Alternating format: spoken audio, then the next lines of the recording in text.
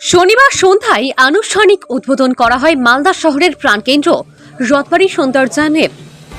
উদ্বোধন করেন পৌর ও নগর উন্নয়ন মন্ত্রী ফিরহাদ হাকিম। ইংরেজবাজার পৌরসভার উদ্যোগে মালদা শহরের প্রাণকেন্দ্র রথবাড়ি ট্রাফিক মোড় সংলগ্ন এলাকায় সৌন্দর্যায়নের উদ্যোগ গ্রহণ করা হয়। পুজোর আগে এদিন সন্ধ্যায় ফলক উন্মোচন করে সৌন্দর্যায়নের উদ্বোধন করেন মন্ত্রী ফিরহাদ হাকিম।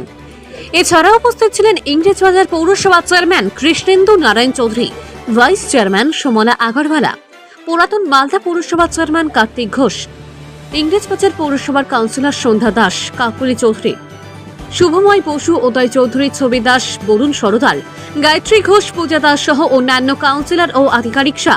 মন্ত্রী ফিরহাদ হাকিম বলেন, সুন্দর হয়েছে রথবাড়ি সৌন্দর্যায়নের কাজ। পথ চলতি মানুষ উপভোগ করবেন এই সৌন্দর্যায়ন লাইটিং।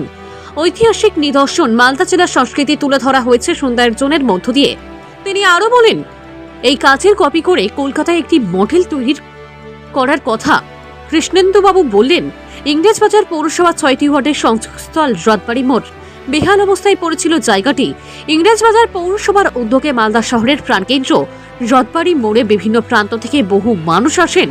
তাই শহরের রথবাড়ি মোড়কে সম্পূর্ণ সৌন্দর্যায়নের উদ্যোগ গ্রহণ করে ইংরেজবাজার পৌরসভা যাতে মালদা শহরের সুনাম চারিদিকে ছড়িয়ে পড়ে। অত্যন্ত ছোটবেলার বন্ধু এই ইংলিশ বাজারের চেয়ারম্যান কৃষ্ণেন্দু নারায়ণ চৌধুরী আছেন, আমাদের মালদার কার্তিক ঘোষ আছেন। মালদায় অনেক দিন ধরে আসি, আর প্রত্যেকবার যখন আসি নতুন কিছু মালদায় দেখতে পাই। এইবারও এসেছিলাম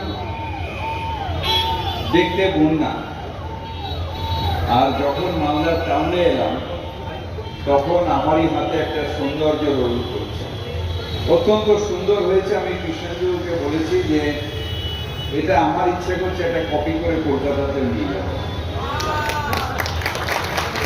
আপনারা সুন্দর মানুষ, সুন্দর জিনিস, সুন্দরভাবে থাকুন।